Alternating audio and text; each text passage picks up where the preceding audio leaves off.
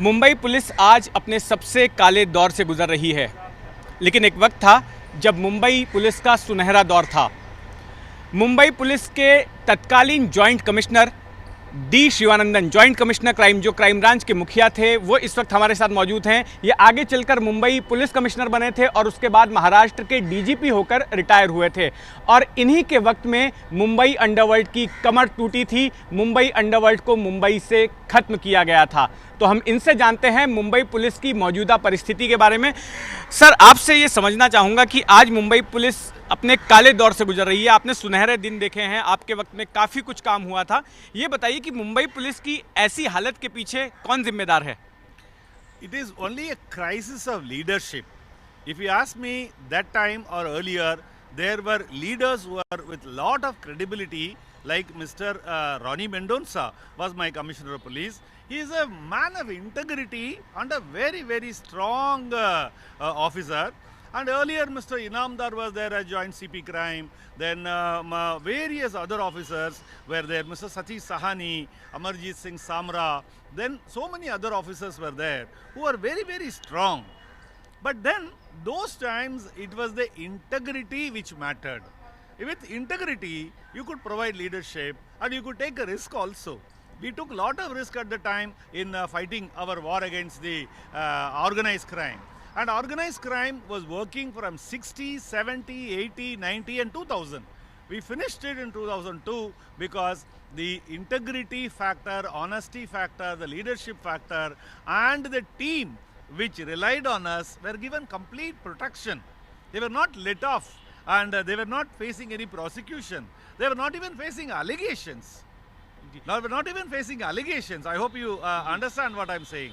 Allegation भी नहीं था, prosecution तो छोड़ो, बाद में what all happened is अलग बात है। अभी का है लीडरशिप क्राइसिस है। सर, ये जो बड़े बड़े एनकाउंटर स्पेशलिस्ट के नाम हमने अखबारों में देखे, जिनके ऊपर फिल्में बनी, प्रदीप शर्मा, दया नायक, विजय सालस्कर, ये सारे लोग आपके वक्त में जो है मतलब इनको ग्लैमर मिला, ये बड़े नाम बने, ये चर्चित नाम बने। लेकिन आगे चलकर कई ऐसे नाम जो है उनमें जो है कई मामलों में फंस गए, विवादों में फंस गए, कईयों को जेल जाना पड़ा। तो ये एनकाउंटर स्पेशलिस्ट हीरो से विलेन के रूप में कैसे आ गए?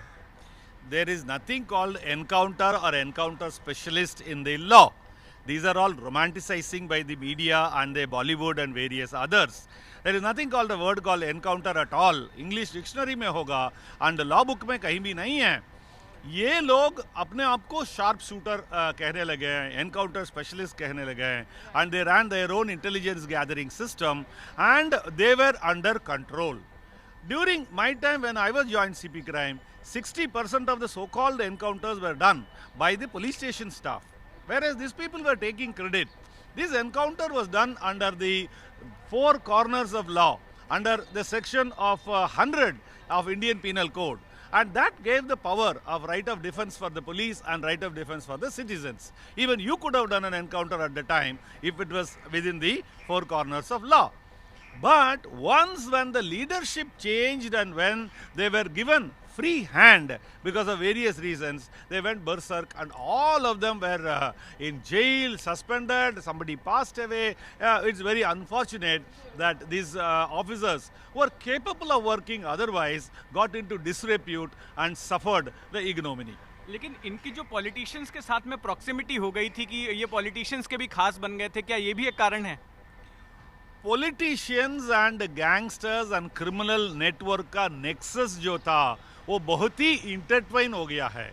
बहुत सारे गैंगस्टर्स पॉलिटिशियंस बन गए हैं, एमएलएज हैं, अरुण गवली एमएलए हैं और भी सारे सो मेनी अदर्स, आपको नाम बोलने का मुझे ज़रूरत नहीं है। ये लोग जब पॉलिटिशियन बन गए हैं, एमएलए बन गए हैं, एमपी बन गए हैं और कुछ बन गए हैं, उनका ये एनकाउंटर स्पेशलिस्ट का जो ज़रूरत था उन्होंने उनको इस्तेमाल किया, गैर इस्तेमाल किया, उसकी वजह से तो प्रॉब्लम हुआ है। तो पहले जो पॉलिटिशियंस थे वो गैंगस्टर्स नहीं थे, उस समय इनका ज़रूरत भी नहीं पड़ा है। जब gangsters, criminals and other evil-minded people with lot of crimes against them, they became the MPs, MLAs, ministers and other things, they needed this encounter specialists. Sir, ये जो अगर हम मौजूदा मामले की बात करें तो सचिन वाजे जो मुंबई पुलिस में इतने पावरफुल बन गए थे, सारे बड़े मामले उनको दिए जा रहे थे, सारे केसेस जो है वो पूरी हायरार्की को बाय, वो सिर्फ एक एपीआई थे लेकिन उनके ऊपर जो है इंस्पेक्टर होते हैं, फिर एसीपी, डीसीपी, जॉइंट सीपी, सबको बाईपास करते हुए सीधे सीपी को रिपोर्ट कर रहे थे और सारे बड़े मामले उनको दिए जा रहे थे। तो इसको किस तरह से देखते हैं? ये जो हो रहा था ये आपकी नज़र में सही था या गलत था? आपको मैं एक ही लाइन में आंसर देना चाहूँगा। एपीआई पीएसआई दोनों एक ही रैंक है, पीएसआई एपीआई बनता है और बाद में actual original rank is inspector. इतना level low level officer, how he can become so important and all others are faded into insignificant. हजारों पीएसआई एपीआई कोई उनका नाम ही मालूम नहीं किसी को, ये इतना एकदम फेमस हो गया है। उसका मतलब एक ही है, लीडरशिप क्राइसिस।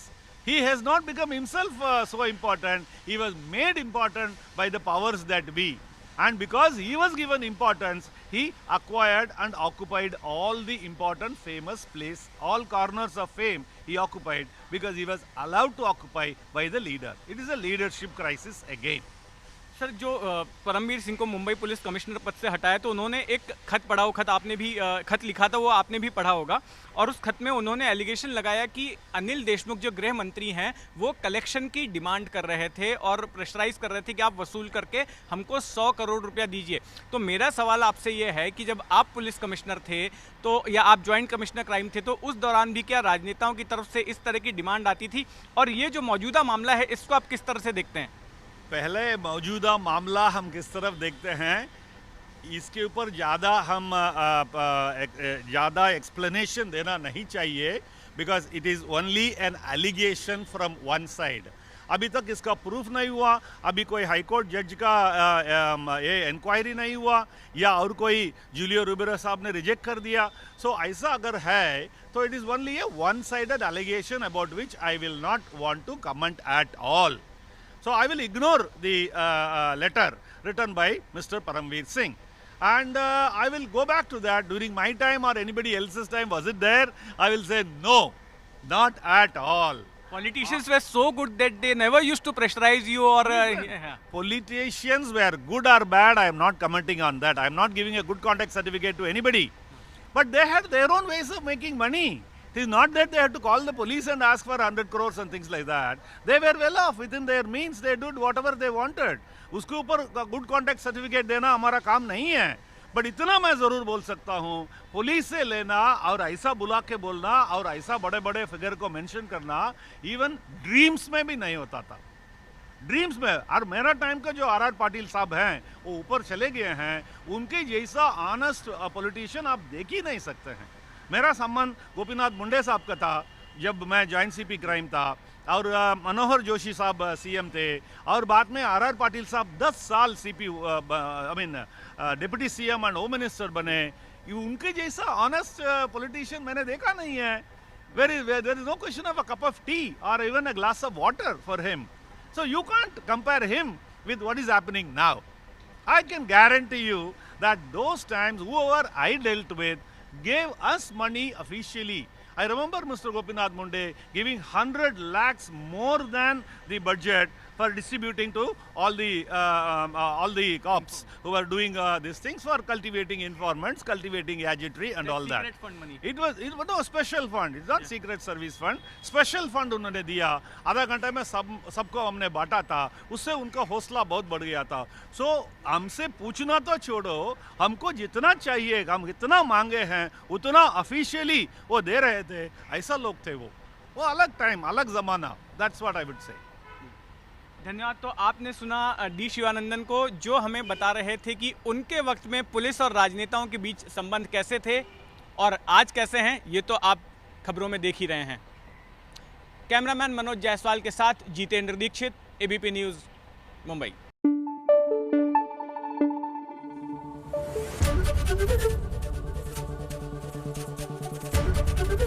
एबीपी न्यूज़ आपको रखे आगे।